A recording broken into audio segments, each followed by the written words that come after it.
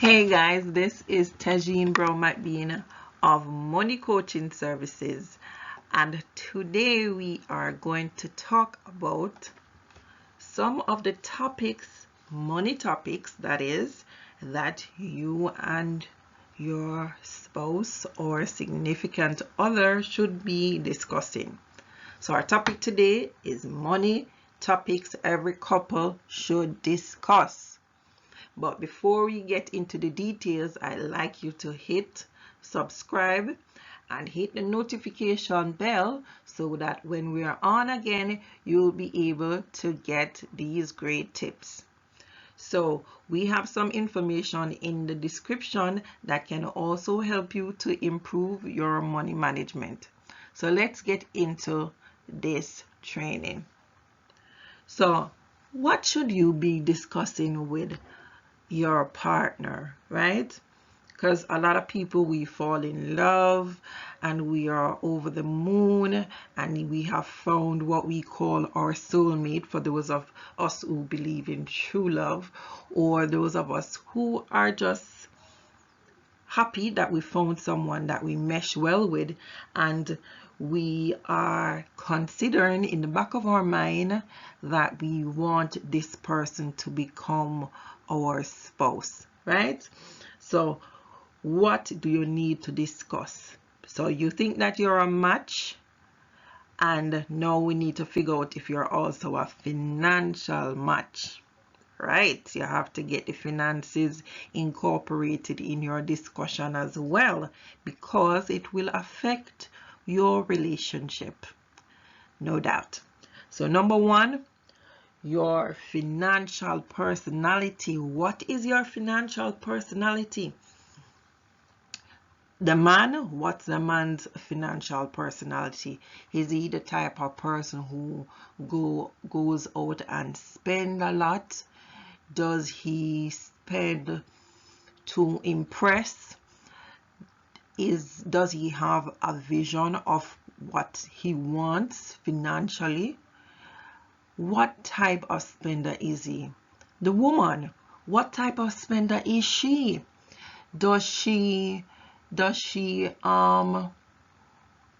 spend a lot, or does she plan her spending, and is any budgeting going on?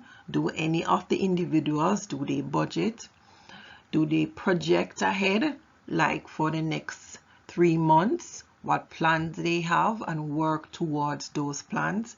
These are important conversations to have, because they will determine to some extent if you would have one person being in control of managing the finances.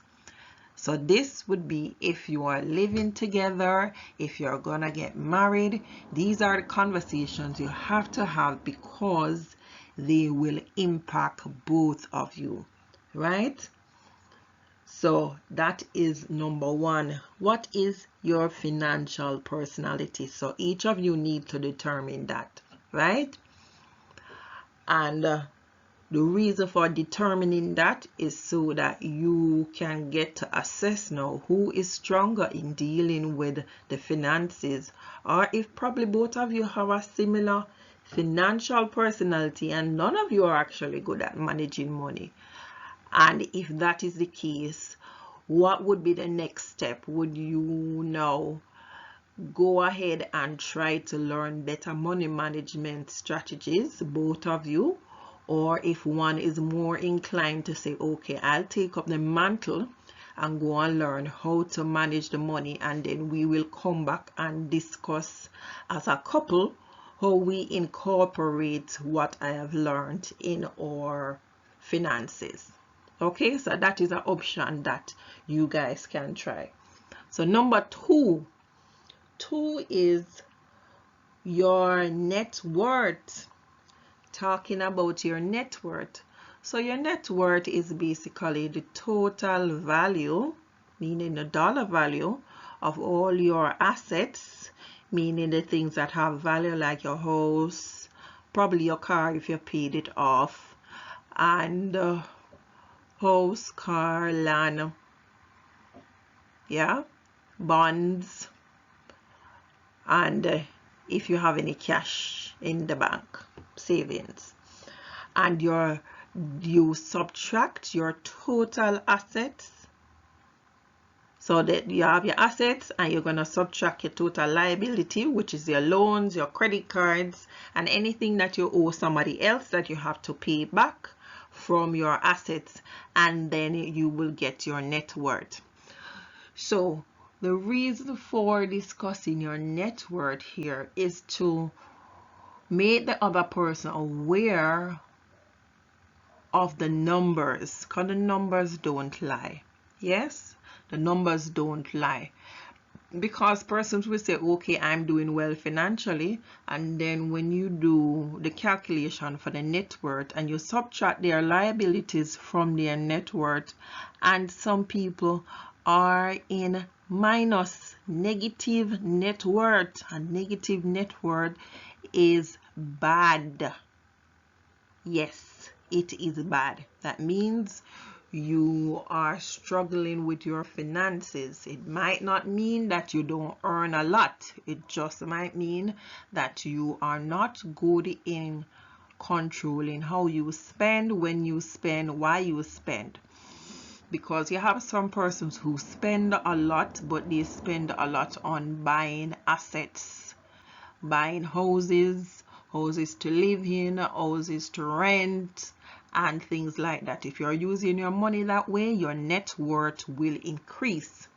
Another way of increasing your net worth is to pay off loans and any lines of credit from the bank as soon as possible. So that will increase your net worth.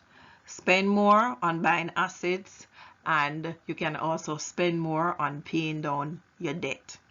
All right, so that is number 2 conversation you should be having with your significant other, and that is, what is your net worth? So each of you should actually be discussing what the net worth is. All right, so number 3 is your monthly cash flow. What is your monthly cash flow?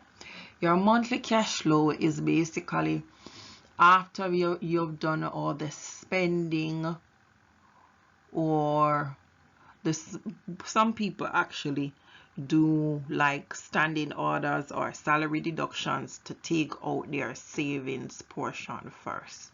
So your cash flow is what is left when you have finished spending, like for the month. So say you're doing a monthly cash flow, you're gonna see what money is left each month after you're paid for your groceries, your light, your utilities, transportation, all of those good stuff. What is left?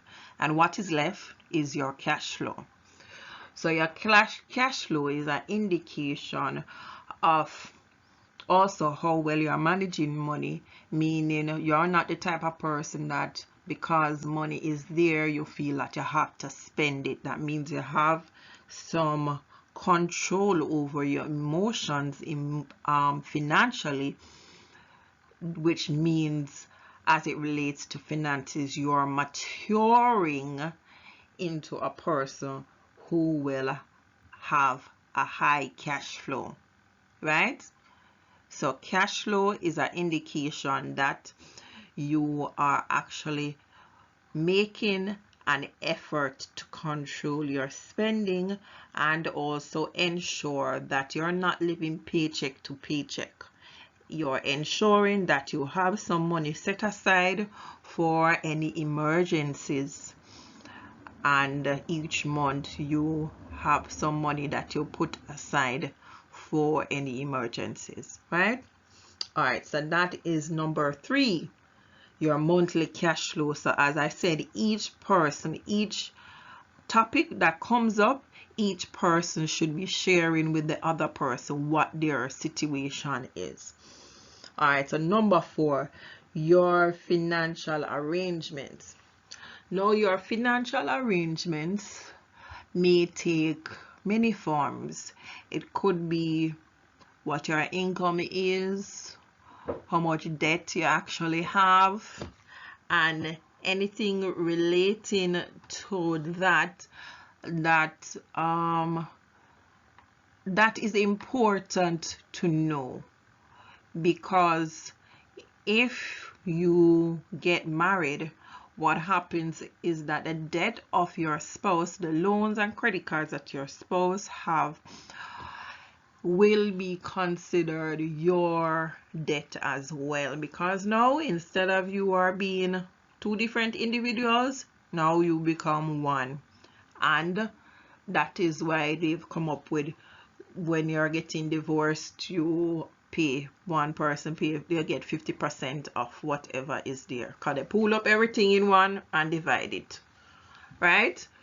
Unless there is a situation that your name alone is on something or something like that, but the debt is normally covered by the spouse. So please don't stress out your spouse with this unnecessary debt, right? So if you have a personality that you have a lot of debt, no, you would have to try to work on managing that, because it's going to affect your spouse, and if you have children later on, it will affect your children negatively. All right, so those are the financial arrangements. Now we move on to number 5, which are your financial goals. Now say for example, you and this person, you fall in love, whoa, and you feel high on this love emotion, right? Or you're excited about the future of what this relationship holds, and you need to sit down and discuss what your projection of life looks like. Do you want later on to have kids? Do you want to be vacationing every year? Do you want, when later on in retirement, that you also vacation? Do you want to have more than one homes? Do you want a situation that you have rental income? These things are your financial goals, or some of the financial goals. Do you want to invest? Do you want to go into stocks, bonds, mutual funds, real estate? These conversations are conversations that you have to have with your significant other, because it will affect them. So these are the goals that you need to let the other person know what is going on in your mind as to what it is you want your future to look like. Another thing, so that's number 5, your goals. Another thing a lot of people don't discuss is insurance, specifically life insurance. What would happen to me? So this is number 6, insurance. What would happen to me if I die? Especially for persons who are married, even persons who are living together and the other person is contributing to the household. What would happen? Will you be able to manage all the expenses by yourself if this person passed away? So insurance, life insurance, is a very important conversation to have, to ensure that some necessary provisions are there to protect you in case anything happens to your significant other. So the final one I have is estate planning. Yes, estate planning.